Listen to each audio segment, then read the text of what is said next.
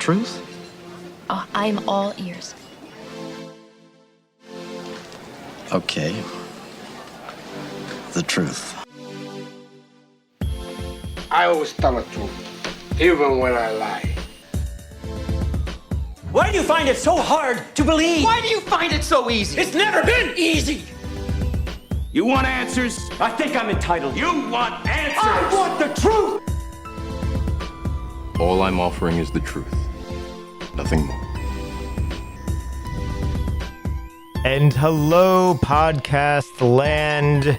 We are back with another edition of Truthful Talk. We are a podcast that talks about whatever comes to mind that day, and that's and we try to be as truthful as we can when we do so, which is where the name comes from. But it's good to be back. I'm Marco. Natalie is here once again. Yes. And today we're very excited because on with us on video, I think for the first time, and here, like all three of us together, is the amazing Samantha DiGeorge, my amazing wife. Hi, Sam. Hello, my people. How are you? I think I can even do that. Should I do that? Right. All right. So we even have that. That was like that was an intro. It's a little loud. I got to get used to these things. How about just like a regular one of those? Yes. And I think that's better. Absolutely. So, alrighty. It's great to have you on with us, and all three of us to sit down and just have a conversation. And so, thank you for being here. Yeah, for sure. So excited. So, the last time we were on, we call this Truthful Talk because the last time you were on with me just a few episodes ago, we talked about your journey over the past year and through cancer, through Hodgkin's lymphoma, and how difficult that has been. So I don't know if we want to revisit that today necessarily, because we did that once. Moving on. Now we can move on to other things. But yes. For those of you who don't know out there, Sam did deal with cancer. Is still dealing with the recovery from chemotherapy, from Hodgkin's lymphoma.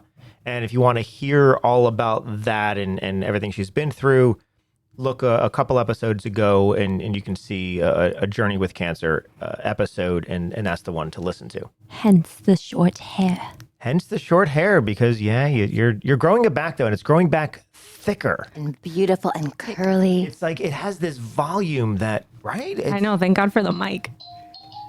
It's amazing. That's adorable. All right, so we'll take your cue. You have to go for a second to check that out. I will be right back. You'll be right back, and and then we will continue with that. Was so cute. That that's so. So somebody is. Yeah, you never know who's a knocking. Yeah, never know who's a knocking. Everything's all good. We're good. You're back. Yeah, I'm good. Cool. All right, I'm gonna do this. I'm gonna just adjust your camera just slightly. Did that take 10 pounds off? There's a camera, right? It adds. The funny, we're still getting used to this new space, right? We're still getting used to how it works and how these cameras work and everything else, and so we're going through the adjustment phase. And that's okay. Yeah, that is okay. That's okay. So, what are we talking about today, Nat? Wow. Okay. So I rarely get the opportunity to have both of you sitting down at the same time because you're so busy, both of you. I've been having this question in my head that I was wondering, because I don't think I ever asked this. Who are your favorite actors, your top 5, top 3, and why? Oof. And then I'm gonna back off of the question just a little bit because I don't think I know that about you guys. Let's say top 3. I don't want to make you overthink things, but who comes to your minds, your hearts, your souls? Yeah, that's Do you have something that jumps out to you, Sam? Because that's a really interesting one. Simply because I have different categories of acting. And so to me, it's hard to put it all together and say this one person is above all. But Okay. I guess, who do I like? Your categories. Wait. You said different categories. Tell me more about that. You have different categories. Well, for example, dramatic or character actors or comedy Yes. or things like that. When I go Okay. character acting, Gary Oldman is of course among the best because he just simply transforms. But I also love Benedict Cumberbatch as well, who Yes. can do so many different things. So there's, yeah. Okay, so I have those two so far. I love Denzel. If I had to pick one person, it would be Denzel. If I just had to Really? pick one person, I think Denzel across the board. I don't know if I've ever seen a movie where I said I don't like that movie or I don't like his performance. And while I may not like the plot, his performance is always very solid and his work ethic. And so Denzel's up there. And equally to Denzel would be Viola Davis, and who, again, even since her early work in television doing day player work, like, guest starring on this one episode of whatever, she's been very, very strong, very committed. And I love seeing that the hard work early on pays off later. She goes to the full emotional range. And since I teach emotion, I like that. Yes. So those would be amongst my tops. And, Heath Ledger. I loved Heath Ledger when he was alive. This isn't like just because he died type of thing, which a lot of people do. But, his portrayal of the Joker, of course, is one of my favorite portrayals in all of comic book history. And I'm a huge, huge Batman fan. I was a Batman fan before being a Batman fan was cool. Okay, so not a Superman fan. So not as much. Well, here's the thing about Superman. We just watched. Oh my God, it was so good. Christopher Reeve was amazing. He was. Right, the original Superman. yeah. I mean, or original as far as in the movies in the 70s and so forth. I mean, I know there was some that predated, but he was amazing, and that whole story, we really liked the human side of it. Yeah. Okay. When the Marvel universe took over and it started becoming too actiony, Yeah, no. that's what lost us, right? Gotcha. It was into that. Yeah, for sure. I think the original Superman was amazing. So when it comes to actors, I don't know, because we have TV shows that we love, like Lost, right? We love the TV show Lost, and so when we look at some of the actors in there, just their portrayal through that was. But you mean like somebody that like I love watching? I'm gonna go old school. Julia Roberts. Oh, I love Julia Nice. Roberts. I think she's beautiful. I think she's very natural and very grounded. I love her. And You see, if we're going old school, I loved Meg Ryan. and Michael J. Always Fox. go old school. Michael J. Fox. There was like a That's good one. wholesomeness, right? That's a good one. There's like a wholesomeness, innocence, and then there was an honesty, like Yes. that Julia Roberts has, and Just Michael very- J. Fox. Yeah. Just very like genuine, Very Yeah. natural. very natural. Yeah. You can't catch them acting. And it seems as though when I think back, because Julia Roberts actually is one of mine too. And I think she inspired a generation, obviously, Oh, with for everything sure. she did. But when I think in Michael J. Fox and Julia Roberts together, what I feel is like they didn't have any walls up. It feels like Right. they're totally open with what they're doing. I don't know how to explain that. No, I completely because that's what I'm drawn to. To There's me, an openness. the amazing thing about Julia Roberts is she made it look so easy that she got criticized for it. She got criticized for not being a strong actor because they didn't think she was acting, because she just made it look easy.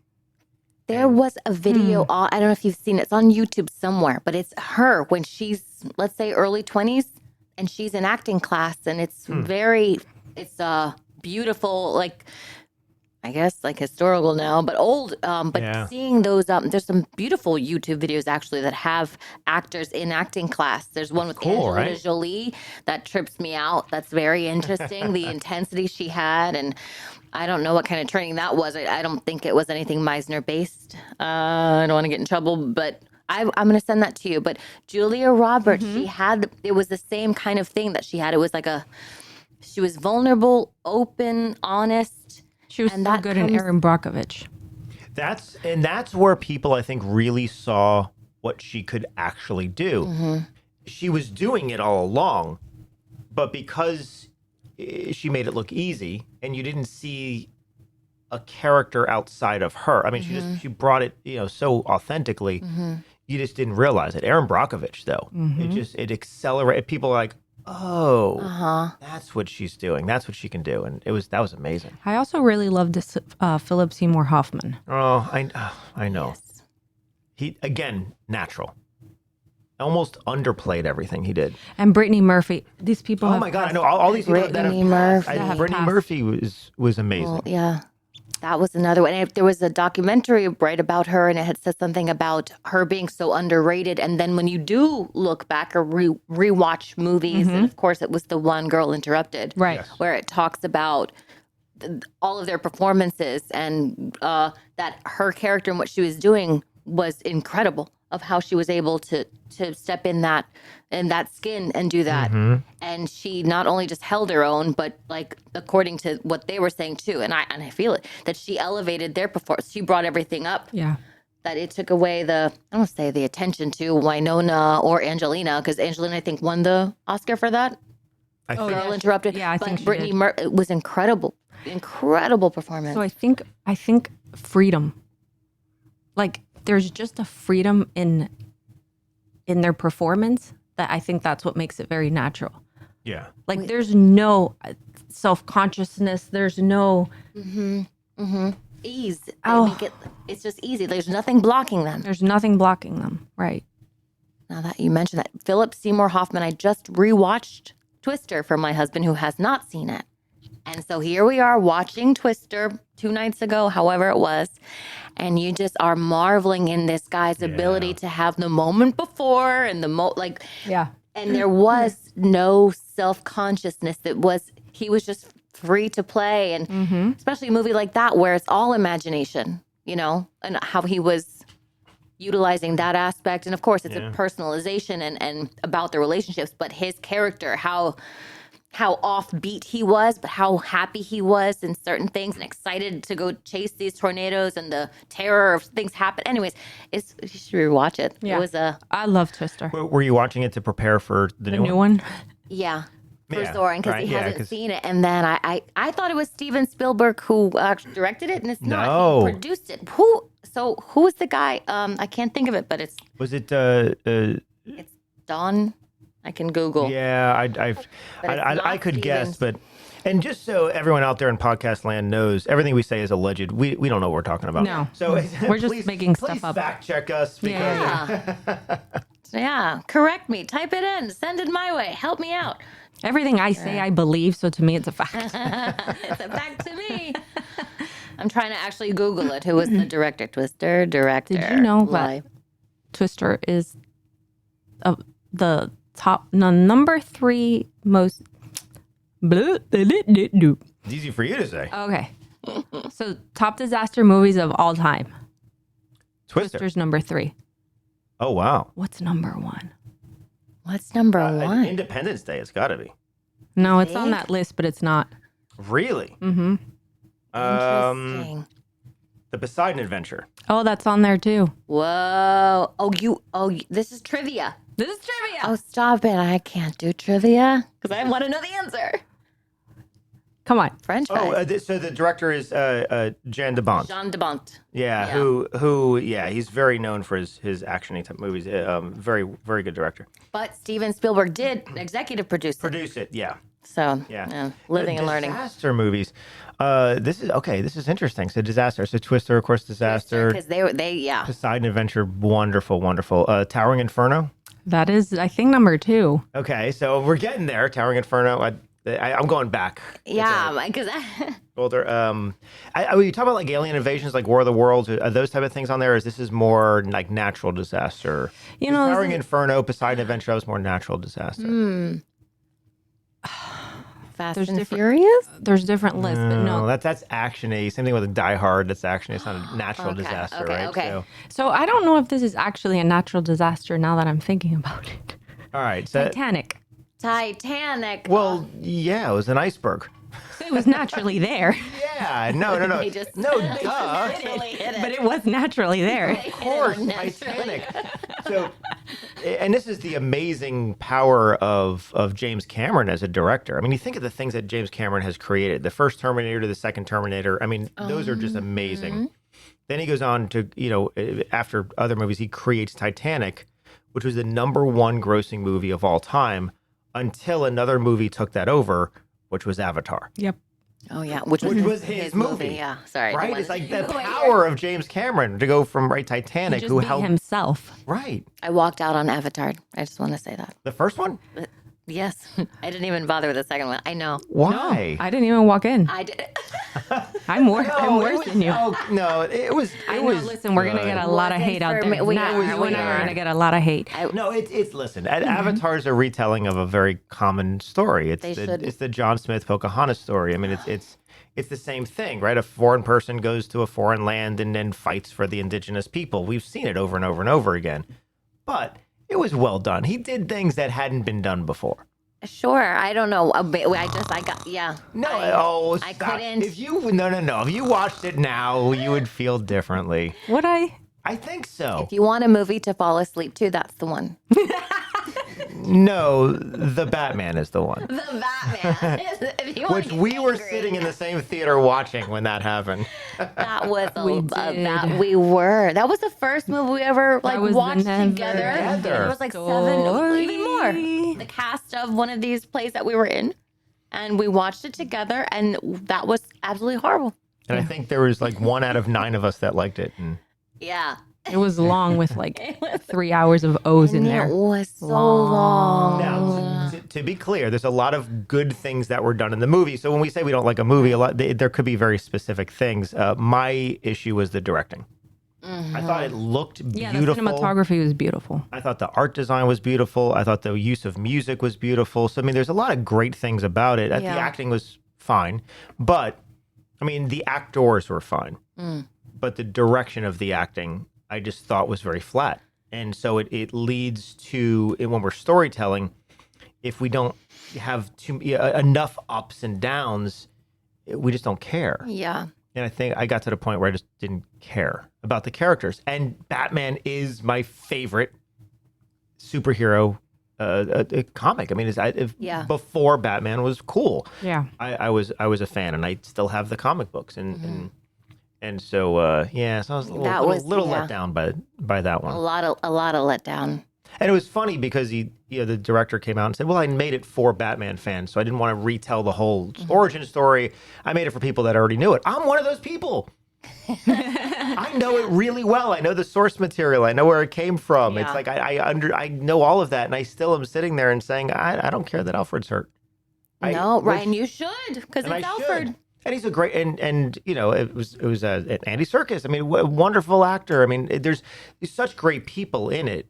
So it wasn't, sometimes as actors, we have to understand, we can only do so much. It's not our fault. Meaning, it's directors and editors make us look good, or they can make us not look good. And sometimes the actors take the blame for things that really are beyond our control. We go where the directors tell us. That's like the new Star Wars. Oh, which one? Or ones? But yes, any of them. What's his name? I don't. Who? J.J. Abrams? No. The one that. Oh my God, I'm gonna get a lot of slack for this. That's okay. Gets a lot of hate for his acting. Adam Driver? No. Who are we Star talking Wars, about? Star Wars. George Lucas before. Oh, you're talking about the prequels. Yeah, the one that Natalie tried to watch as her first entry into a Star. Okay, so for the Star Wars fans out there, Natalie is not really. Marco. Come on, this is important. You haven't really seen Star Wars. No. And your first entry into Star Wars, The prequel. you decide not, and I know your husband kind of influenced your choice on what to watch, but your first entry to watch Star Wars was The Phantom Menace, which was the first of the prequels, which is episode 1. And I know logically it's like, well, let me start there. Not the Star Wars movie to start with. That's not the one to begin with. Listen, there were several people who said, watch it in order. No. And so I was like, yes, I will go ahead and do that. It's chronological order, meaning we watch it from when the movies came out. But even though it's a prequel, So when prequels come out after the original movies, it's meant to see the original movies first. And then you get the backstory. It's not meant to watch it in order. I have never So cute.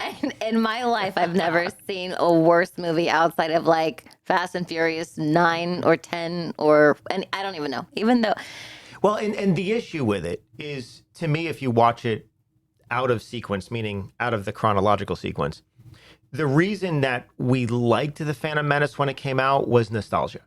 It was the fact that we're now seeing the origin of characters we already love. okay. So we have Obi-Wan Kenobi when he's younger. We have Anakin Skywalker before he turns into Darth Vader. I mean, we have these characters that we love, and now we're seeing how they came to be. That's Terrible. what allows us to go on that journey. Yeah. Outside of that, we don't care about these characters because you don't know them yet.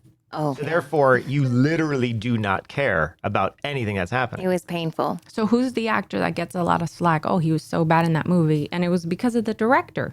The director wanted him. Yeah. What's his name? Why can't I think of names right now? He in the one after that movie? The young guy. Oh my gosh. Christian, no. Hayden Hayden. Yes. Christensen. Thank Christensen. you. From Hayden the Christensen. non-Star Wars person. You're Now, welcome. Hayden Christensen and Natalie Portman, because she was pretty young when she did the Star Wars movies, they both got flack for the movie, saying their acting was flat, especially Hayden Christensen. Yeah. And that was he wasn't in the one you saw. He's in the next two. Gotcha. Okay. Because he plays the young kid as he gets older. So don't even worry about it. So, no, those are not bad movies. They're really not. They're better. You would have been better starting with Attack of the Clones. But anyway, he gets a lot of flack, but he's actually a very capable, strong actor. And you just have to look at his other work to see that. But Lucas really, he had this whole philosophy of the Jedi and everything else, that they are very even-keeled. They don't emote that much. They don't, so he wanted this very flat performance for a style that he was doing. And so, but the actor is the one that gets the flack for it. It's like, no, it's not the actor's fault. We do what the directors tell us to do. Right. Now, sometimes it is the actor's fault. I mean, sometimes if you have an untrained actors that can't go to where the director's trying to get them there, but you have to look at the whole body of work. Right. Is all I'm saying is if you see a performance, don't immediately blame the actor. Watch something else that this actor has done. Right. And then now if there's a commonality, it's like, oh, wow, everything I see them in is the same. It's like, okay, well, that's probably the actor. And Liam Neeson was in the first Star Wars that I saw. And I Yes. love Liam. Yes. And it was terrible. Qui-Gon Jinn, yes. Wow. That was his character, yeah. Qui-Gon. I am going to get you to watch another Star Wars movie, I but don't think I just, so. just no. I Man, loved Star Wars until the prequels came out. Yeah. Like they Yeah. it stinks because I really did like them. They're not the prequels. It demotivated me completely. If you watch them again, the prequels are better than you think. They really are. Okay. I know, but I promise.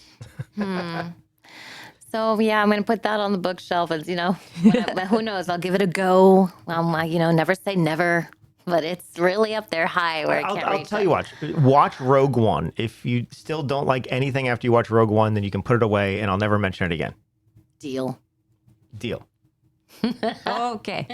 Okay. You can watch it with me on your side I'm whenever. good. You really liked Rogue One, so I don't want to hear about that. I already saw You have a it. short memory. Oh, I have. It's Dory, 100%. You. Yeah. Yeah, Yeah. I know. I don't remember it. How cute do you mean from Finding Nemo? Yeah. That's so Dory. I love her. Yeah. Oh, you don't like that movie? No, I love the movie, but the level of short attention is Fun when you're Dory. it's fun But when you're Dory. not, When you're Marvin, it's the other Marlin. Marlin. No, Marvin. Marvin or Marlin? Is it Marlin? Marlin. Marlin. Was it? Marlin, yeah. So now I don't even know. I don't know. This is how awesome it is. It's a He'll say something, right? We'll be talking about something and he'll say something. And then like 5 minutes later, I'll be like, I got this amazing idea, Oh, all the time. right? really. And then I come and I say this idea and he looks at me and he's like, I just said that. that's what we were just talking about. Like I just said that. Yeah. I was like, well, then I guess that's why it's a great idea. Like this is why So I've gotten to the point where I just go with it. Like, oh my God, that is a great idea.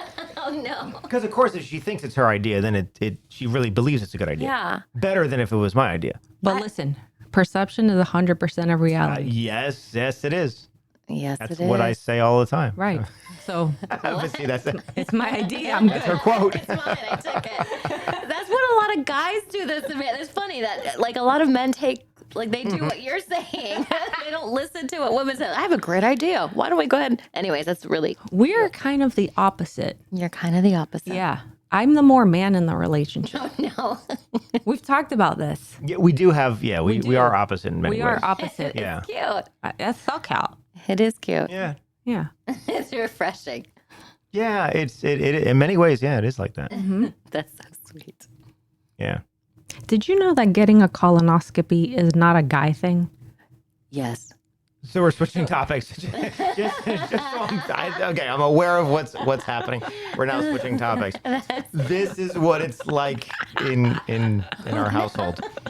We don't know where we're at. We don't know where we're This going. is gonna make me sound stupid, but Well, I think for a long time it did lean more as a guy because colon cancer was more of I think a male thing for a long time, but I think it's new yeah, my information. doctor said you got to get a colonoscopy, and I said to her, "Isn't that a guy thing?" And she lost it laughing. Yeah, well, Like, I've never heard that a guy thing. I'm gonna start using that. Oh, and then yeah. and then she's like, "I think you're thinking prostate." Yeah. I think you are thinking prostate. Yeah. Yeah, and that's a guy Prostate thing. exam. That is a guy That is a thing. guy thing. Okay. But yeah, I mean, you have to check your intestines and make sure you don't have Internally. any. Yeah, all your internal systems. Yeah. And that's the only way to go. It's that way. Well, there's both, right? There's the endoscopy, Yeah, which endoscopy, and then- and then the other one which goes I up. think they like double whammy if you're short on time. No, You can I'm do getting them at the both same done. time. I actually am gonna get both done at the same time. I said, "Are they gonna for FaceTime you. each other and meet up in the middle?" I think that might be it. Touch ET, where is it? They'll get close. I'm going through the tube. Sorry. Wow. Okay. Science. All right, you two talk. I'll be right back, but you two continue talking. Okay. Super duper. All right, so Natalie, Yo. what is the only part of the human body Oh God. that cannot heal itself? That can't heal itself. Cannot heal itself. An eyeball. An eyeball. No, Yeah. you can. An eyeball can heal. Well, like how does it? No. Yeah. You're You injured. get something. No. If something gets in there, stuck in there, or something. I don't like. You can't. Like once it's gone, it's gone. But I mean, if you have the answer, please I pray do. tell.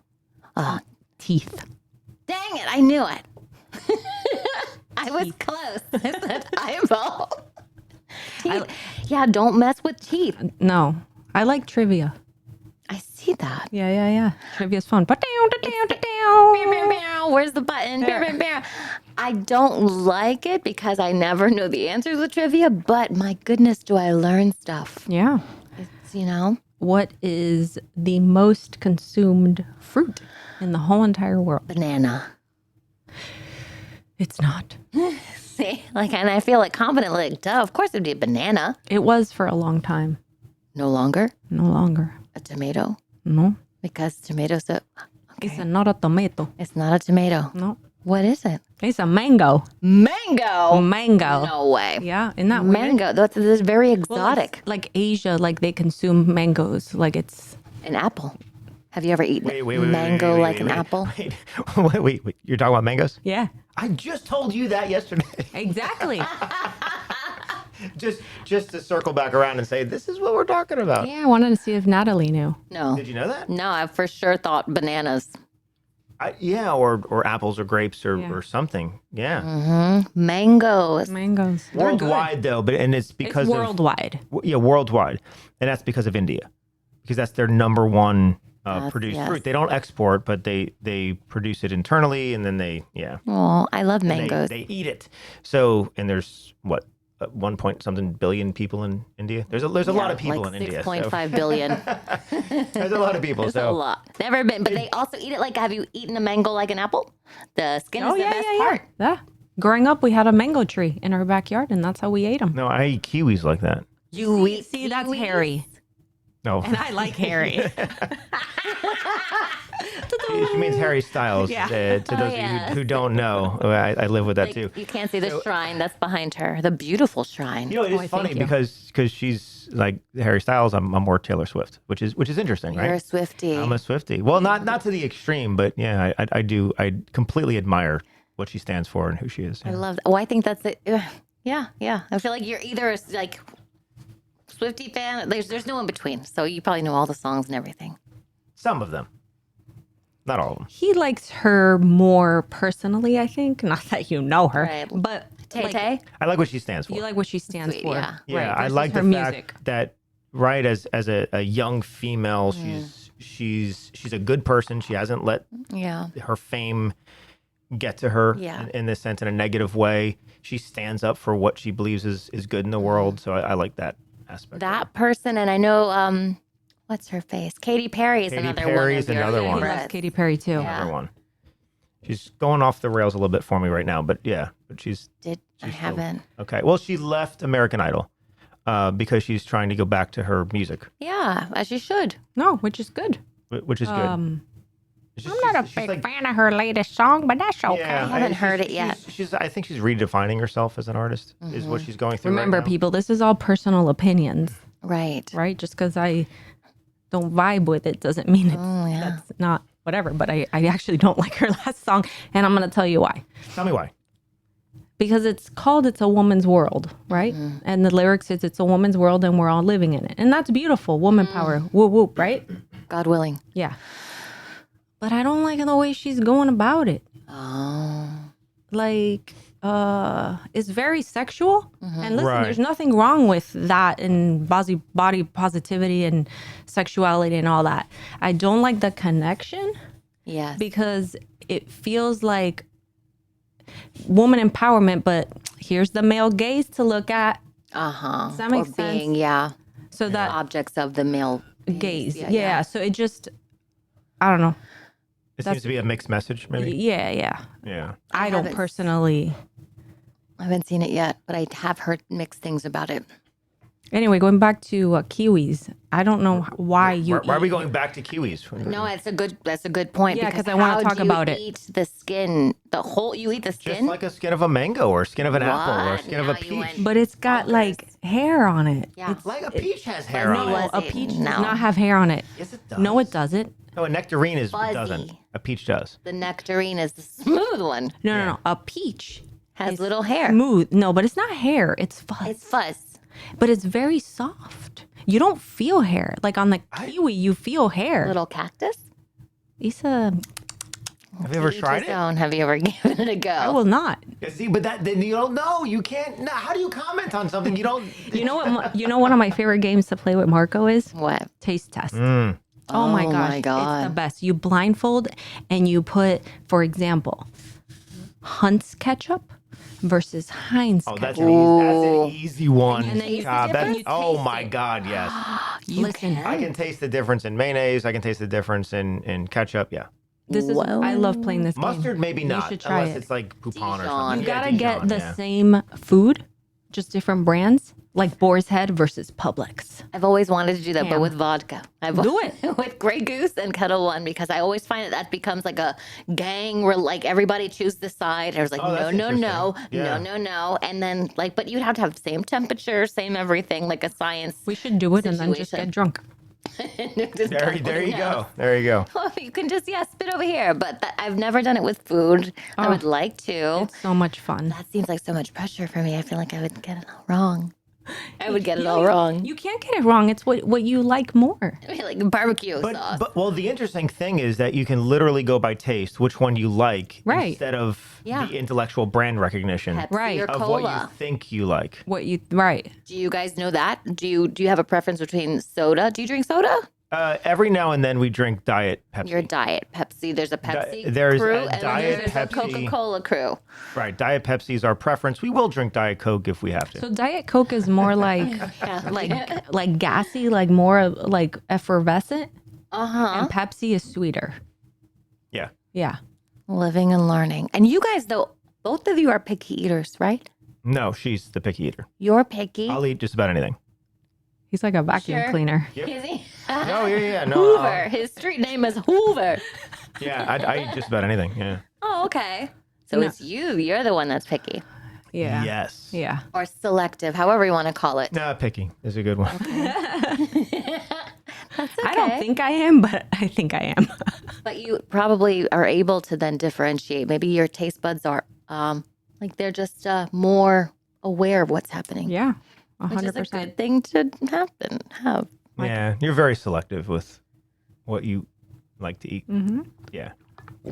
No, I can. There's very few things that I say I don't like. Yeah. I don't like fish that's too fishy. Yeah, I thought that you don't like chicken on a bone. Well, chicken on a bone, it just, I had bad chicken on a bone one time. Anything on a bone? No, ribs are great. Human. Yeah. Human on a bone. I mean, Me. Human on a bone? Me. Salty. I'm the human on the bone. there's just something, and it's not that I won't have wings on a bone. I just prefer them off. I had a bad experience with chicken I hear you. wings Okay, so it's the chicken wings are what got So you. it comes down to what did you had a bad experience? I've had bad experience with chicken on a bone, of it being raw or something, uncooked. Oh, I got really sick. And then Yeah, that'll kill cottage you. cheese. I had cottage cheese one time that was, Curdled. Moldy? yeah. Mm. And I didn't know when I ate it, it was bad and I got really sick. And so it's like, that's even to today. And that was 30, 40 years ago. I mean, that was a long time ago. And to today, it's like, no, I don't want cottage cheese. Yeah. That's how I feel about bananas. That's how you feel Whoa. about bananas, cucumbers, I mean, apples. That's how you feel about just about You anything. don't like a banana? No, bananas, She says it like the Minions. Banana. bananas, they have, like, when they're not ripe, they are grainy. They're grainy. And then once they're ripe, they've got this thing in the inside, like, And they're brown. no. It's that little, They've got, like, that part of the strings. skin that you have to pull off. That's, Yeah. she doesn't like that. It's texture, I think, more than. She's very serious about this. She's like, no, I'm not doing it. I'm not doing this But I damn make a banana. hell of a banana bread. Banana. Do you? Oh my gosh. Everyone says it's good. Can you hear the Minions? You gotta get the Minion. That's banana. Banana? I like the way I talk. I love the way you talk. It's just, adorable. I hear what you hear though. It's No. cute. I'll find the Minion sound and play How it for you. cute. Maybe we can put that on your board there. On the board, and we'll play it next time. Banana. Yeah, that's what we'll do. One of the sounds. That's the trivia segment. That is the trivia segment. Yeah. There, yeah, she trivia'd me without even me knowing she was going to do trivia. Look at that. Yeah, she slid it in there. So what other questions do you have? Since you have Sam here and both of us here for. Oh yeah, okay. Very- So Sam, as the set designer of all of these incredible, like every single play that's been up at Theater on the Edge, do you reread the plays? How do you go about it? Or do you read it once and you're like, yeah, I got it? And No. how do you? I read for entertainment. Mm-hmm. I read for feeling. Mm-hmm. I read it for colors. Mm-hmm. I read it for props. Okay. I read it for I read it. You'll make a prop list as you go through. Yeah. What you think? Yeah. So I read it for different reasons. But yes, I read it several times. You do. So, but you have an intention of going in when you are reading and you go, this is for colors kind of Yeah, thing? like when I read it for entertainment, I always have a feeling. So, this feels so orange to me. Wow. Yeah. Really? Yeah. Mm-hmm. Yeah. So that's my favorite part is really reading it for feeling. What does it feel like? Wow. So that's how you start gathering I feel the colors. you feel the colors. I feel the colors of the play. And then that kind of like guides me. That's fascinating. Yeah. And then because the set that you just did last for Say Goodnight Gracie, because I'm thinking oranges, yellows, the greens and all that stuff that you had brought into it. Why did you feel orange and yellow? Let's go with orange Okay. for Say Goodnight Gracie. So color palette. So certain colors together create a certain feeling for me, right? Obviously the 70s, you go back in decades and you see every decade had its colors. The 50s, you see the black and white with the red. So 70s have like a very hipster Yes. like feel to it. Clay toned. Yes, yeah. But also like groovy. Like everybody's like in this flow, Yeah. right? And to me, orange is a very flowy color. Yeah. Very, very flowy. And then the happiness of the yellows, and then the greens. I don't know how to explain the feeling. You know, you hear people that have numbers cause feelings, and so colors cause feelings for me. I mean, I think for everybody. I mean, but no, you feel color. I Yeah. mean, but you can read something Yeah, and you see it in color. right. And I see it in color. That's amazing. And I don't do that. So that's why when we work together, I Like when you read it, is it like a logic? so it's emotion. So you're So reading You it. feel emotion when you read it. Like you feel. Yeah, I'm already directing when I'm reading, so I'm reading it as the emotional, but it's not color. It's feeling. Okay. It's in other words, it's what's driving underneath the text is what I'm Yeah. getting out of it. And but no, I don't get color out of it, which is why, as like a director, I come to me for color palette. Well, yeah, I need Yeah. a designer that can do that. I need someone that understands what colors. I mean, I could try to logically come to a conclusion of what colors I think are good, but you nail it every time. And so, But emotion also, I do feel emotion too, because the colors can feel, you know, a yellow that's more sad is a darker yellow. You know, an orange that is going through something is going to be a little dirtier. Orange that is going through something is Yeah. going to be a little dirtier. Yeah, it's which going to be is a little amazing sadder. to me, because that's a whole art form in itself is color theory and color palette. Not because you come from it, not even from an intellectual standpoint. You just know. Yeah, I didn't. It's literally just a feeling. So what I'll do as a director is I'll say, okay, this is what I want the characters to feel like to the audience in this scene. She'll figure out the colors. Okay. She'll figure out the wardrobe and the design and all of that. And every color has levels. Every color has levels. Black doesn't just mean dark. Like there's different levels to black, to all colors. Wow. So it depends what you're feeling and what you want that to look like. Since Say Goodnight Gracie had what? It was 5 of us, 5 actors on set. Yeah. Did you already have colors for each, like color palettes, if you will, for each character? Or was it something that comes up because the actor chose it kind of situation or gravitate? Or do you feel like you can dress an actor based on where you're standing? Yeah, I have what they feel? an initial feeling, but I love collaborating with the actor Yeah. because you guys have your own journey. Yes. And you do all the work on your character. So you're going to know your character more than anyone. So I take that super, like almost stronger than what I initially felt. Yes. A lot of the times most of the time it aligns. Yeah. Right. But for example, your character, Catherine, she was very free. She was very in touch with her femininity and her woman power and her sexuality. So I wanted something flowy, but also feminine. And we got you this beautiful dress, and it was bright because Catherine she was the light to me. Yes. Catherine was the light, so you had the pretty colors. You had the bright ones, where everybody else was very muted. Yeah. And you came in with these beautiful flowers, And it did take some time, maybe did. 2 or 3 journeys, or to the awesome find set. that. What was I'm sorry, not the set, the store. What was the name of that store? I should know the name of the store. Dickies. Dickies. Oh, I'm putting that out there. Dickies. Yeah. Duckies. Is it Duckies or Dickies? Is it Duck? No. No. It's definitely Duckies. It's Duckies because it's a reference to the character from the John Hughes film. There you Yeah. go. Okay, see? It's Duckies. Duckies. So Yeah. if you guys don't know, that's a great store. That is an incredible A little store. hidden treasure. But yeah, we went and we tried on different things. Yes. And that when you put that on, I felt good in it, meaning I felt free and flowy, and then it felt right. Everything else just felt off in its own way, but this one felt so right. yeah.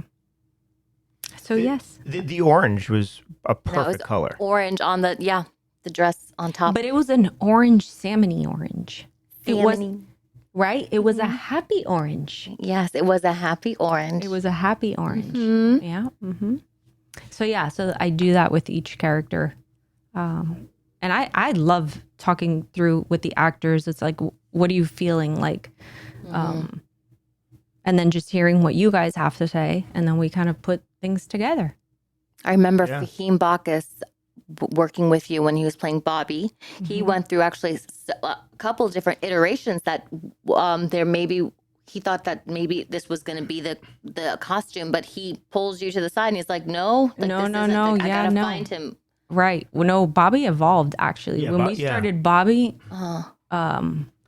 we always knew Bobby was this like cool guy, like cool musician, but I didn't want him to be like a typical musician. I don't know Yeah. what that means, but Yeah. rock star type of, no, I didn't want that. And when we first did Bobby, he was too nerdy. Like his hair was too put together. It was too hairsprayed. And I was like, we were like, no, we're not feeling this. Bobby needs to be a little sexier. Sexier. Yeah. He needs to be like suave.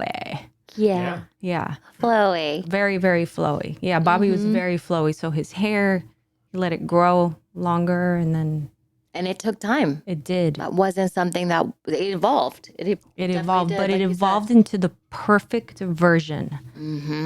I tell you what, he had fans in the audience Oh, from sure. all ages. Oh, yes. I just Yes. kept He hearing, sure and I was did. like, yeah, I know. Like, oh my goodness. Bobby was a masterpiece. It was interesting Bobby. because you know, That's so sweet. Say Goodnight Gracie's a comedy, at least through most of it, until we transition into drama. But a sitcom, we did a lot of archetype work. But I mean, for us, Friends as a reference, the show Friends Yes. was a big one, Huge. right? Yeah. So you were more the Phoebe character, Yeah. right? Where Bobby was the Joey character. And the same issue that they had when they were casting Friends is we need someone who is lovable and is attractive and everything else, but also humble and you know, he needs to be a good person. Yes. Joey evolved from Friends. And Joey evolved, When yeah, you see him in as season well. one, he was very like stereotypical, the The Italian, with the black and the black jacket. And that is another like testament to for people producing it and the creative minds that are producing it, that things evolve and it's okay Yes. for things to not work out 100% right out of the gate at, you know, you're hitting a grand slam home run. You know, sometimes that takes away people from trying to be creative because they're like, I want it to be perfect and oh my God, it's not. And then they kind of implode. But that's a beautiful example because Friends had it, Seinfeld had it, and these Right. are massive things that, and then they evolve. So to be open still at that level when you're putting it on already and it's saying, you know, this what let's didn't work. Let's tweak it this way, whatever. Yeah. It's I love constantly that. working. Yeah, I always say, and I try to teach the students this too, that through a rehearsal process for a play, 90% of what we do gets thrown out. Because we're playing and we're trying things and we're adapting things, and the majority of what we do, we don't use. But it leads to the parts that we do. I mean, think about how much time we sit around the table and just talk and talk and talk and talk. There's so many ideas that come out that then eventually lead to what we end up using on stage. But all those initial and middle steps, they're just steps that get us to what we end up using. I think it's part of the process. I think all those steps are necessary. Well, they are. Yeah. But people, like what Nat was just saying, though, people will think or stop themselves from being creative because they want to get to the part that works right away. And it's like, no, you got to go through. There's 90% of what I explore in rehearsal we don't use. Yeah. 90%. But you have to be willing to go to that place. Yeah. Express it, give it a go, give it a try. You know how sometimes people say like acting, you have to be comfortable making a fool of yourself, kind of way, like basically jump. You have to commit to, and then with your team, with your director, that you will find. You have to have faith that eventually you will find that centeredness. But yeah, you cut all the fat, if you will. You don't use all of it, but it just informs you in a different way. I mean, I'm teaching in a class right now. I'm teaching, these are advanced students. I'm teaching them animal work. And with animal work, part of it, when they get logical about it, they're like, well, how do I know I'm picking the right animal? I'm like, there is no right animal. Mm-hmm. It's a way of exploring and playing that leads you to something. Mm-hmm. And amazingly, we pick animals that seem to work. And sometimes we pick animals and we go through the exploration and it doesn't work, but it's just a sense of play. Yeah. And so that's why when we do it in rehearsal, it's like, okay, well, let's see what it leads to. Right. So like when you were performing, were you using your animal? Well, not directly, but did it lead to an exploration of how this person could be? And then you explore well beyond that. Yes. Yes. And that's what we have to do. Or Ginny's accent. Mm-hmm. Ginny's accent came out of just an open mode play session. I remember things were starting to get stagnant and closed down. So it's like, all right, we're just going to play. Come in and let's just be ridiculous. Pick accents that, that you want to try. I want you to mimic characters, like I forget if someone like Joe Pesci or Walken or something. So we're just going to play and just be silly. And Audra came in with some like a Southern-esque accent. And, in play mode, we're just doing that. We're playing. We're not trying to figure anything out. We're just stepping into our creativity. And out of that, I remember, I even have recordings of it. I remember came home to Sam and I was like, this is weird, but it works. Mm-hmm. And I think I played it to you, right? And you're like, it does work. And I was like, whoa. I would have never discovered that. We would have never chosen for the character of Ginny to have a Mississippi Southern accent. Mm-hmm. It came out of a play session. And then all of a sudden, everything like started snapping into place. Yes, she's not from New York, which is where the play takes place. Mm-hmm. She's not from New Jersey. She's a transplant that came in with all these other people.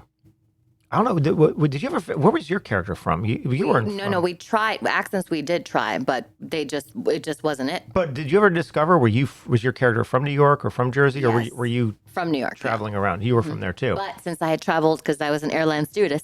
That's right. All of you that traveled, so you're right. You had more of a yeah. Could kind of be open to whatever. And then we gave Bobby the Jersey accent. Bobby had the Jersey accent. And I just didn't want to do a play where everyone had a Jersey accent. Right. It was just like, this is going to be annoying. If listening to too many people doing the same accent, it's like, no, we need to have different ones. So then we have Bobby with the Jersey, and then we have Audra with the Southern. Ginny. And then everyone else just uses a version of their own. And it's like, this works. Yep. It works really well. And they worked. I mean, I know that they worked hard on it, but it was just effortless by the time they were there. By the time we were in the rehearsals and they were able to use their accents and use it in line rehearsal. Yeah. To make sure, great. Also, which is nice to warm up the mouth and the voice for them to have, that open space. Yeah. But for you artists and actors out there, just understand that artistry is about playing and discovering and trying things. And it's perfectly okay if the majority of what you play with doesn't work out. It doesn't do anything. Sometimes we have a play session and we get nothing out of it. But when I say nothing, we don't take anything out of that play session that we're directly using.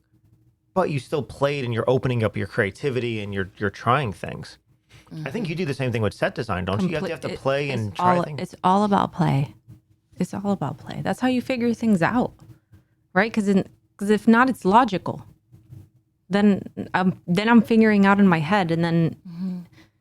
I'm not allowing myself, you get stuck, then you get tunnel vision, and then you get stuck. And I find for my sets that when I overthink it, I get super stuck. Yeah. And I think like for everybody, that's especially actors or set, all this creative space.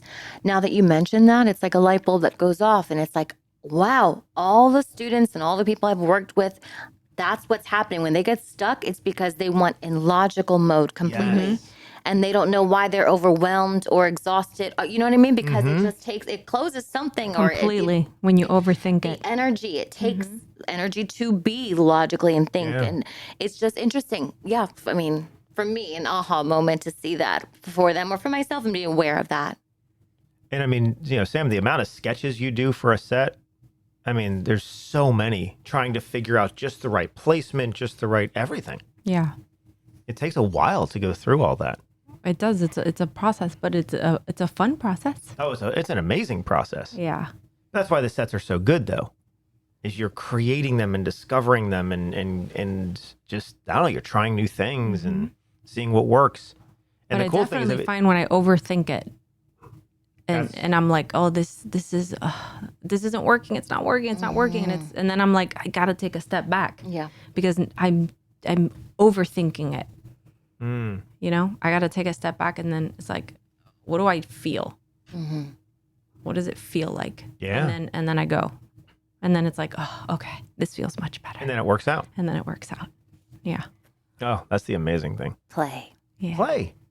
That's it. That is artistry, and that's and any art, I think, dance and music and Like, give you know. yourself permission to play. It's okay. Yeah, you have to. You're right. Give yourself permission to do that, Right? because the logical brain is like the parent that wants you to come in from playing. It doesn't want you to play. No, how dare you play? How dare you? Focus on the things that you have to think about, math and Yeah, in science order and to English. do it. Right? So we just don't give ourselves permission to play. This Wow. is true. So one more question. And that's all we have. One more We are. Do you believe we're there already? Oh my gosh. Okay. Let me see. I want to play. Okay. Are you guys going to do something soon coming up, Yes, Meaning theater-wise? theater-wise? we want to. We want. You don't have to say anything about it. But No, it's really just, we've been on a holding pattern since Sam had cancer. It was like, okay, we needed to adjust time to go into her health, and the only thing we really had to put down that made sense was the theater. Yeah, the 9th full-time job you guys Right, have. exactly. The one that we volunteer all of our time for. So, we've been talking about how do we bring theater back. Now, I don't think we'll get back to cinematic theater, which is the detailed sets, probably until mid next year, because Sam's just not ready Sure. physically for that. But yeah, we want to get back to black box theater Okay. and hopefully something later this year. With more black box early next year. We do want to get back to doing those things. They're a little bit easier for us, I think, to put on, a little bit less strenuous for Sam. And yeah, we can still kind of ramp back up theater on the edge black box until we go back to cinematic theater. Well, I think that's going to be exciting for fans of Theater on the Edge to hear, for the actors out there who, to prepare for certain things, because not for nothing, Black Box is the challenge for the actors. Yes, it is. In order to, absolutely it is. So that's very exciting to hear and know. And Because it's really cool to have the immersive environments for actors to play in. But you're right. The challenge as an actor in black box is you're in a black box. I mean, you're in a stage which has black walls, black floor. And so, which gives the audience the ability to imagine the environment. But we also, as actors, now have to imagine the environment. But So as soon as I'm able to, girl. of course, my sweets. But I think what we made, so we're going to do a sample set, maybe, 2-3 plays in black box. And if it goes well, then even going forward, we'll do a combination. We'll do some black box and then we'll do some cinematic theater. I think that will be incredible. Yeah, we've been itching to get back. Yeah. Yeah. But we're taking it slow. We're realizing that health is number one. Absolutely. So we'll go from there. Yeah. So do you believe we're at the end? Or? Do you believe? Life after love. Sam, it's so good to see you. Oh, it's good to see You look amazing. And I love the hair. Oh, thank you. Rock We'll and have to have roll you it. back on again, and you'll have to come up with more questions. Okay. So, yeah. Okay. And we'll do that. And you can come up with more trivia. Yeah, I like trivia. I like Yeah. trivia, too. Yeah. And you can work the board more. I I can work the board. See, so here's the board she's talking about. So, and the air horn if we do that, right? Right. You're welcome. There's some reason that's the one you love. Duh. Is the air horn. Like, why? Yeah. Yeah. So yes. You're welcome. Wonderful. So we'll have to play with that now that we have sound effects for the show. We'll have to do that. But again, thank you so much for coming on today. Yeah, for sure. And Nat, once again, thank you. So, and thank you to all our listeners. We really appreciate you signing on to listen to us. Please let people around you know about us, and if you think someone that you know, family or friend or otherwise, might enjoy the episode, please spread the word. We would appreciate it. We are on all of the podcast platforms to listen to, but if you'd like to watch us do this thing, the video version is on our YouTube channel. It's Truthful Acting, youtube.com/Truthful Acting. You can go to that YouTube channel and you can see us do our thing. But until next time, which will be back soon, we'll see you again soon. But please remember, treat yourself with kindness and reward yourself for the risks that you take. All right. Bye, everyone. Bye. If you'd like to learn more about our studio and what we do, you can find us online at truthfulacting.com. And check out truthfulactingonline.com for our Learn at Home at Your Own Pace courses. So what I told you was true, from a certain point of view. You must unlearn what you have learned. I know what you're trying to do. I'm trying to free your mind, but I can only show you the door. You're the one that has to walk through it.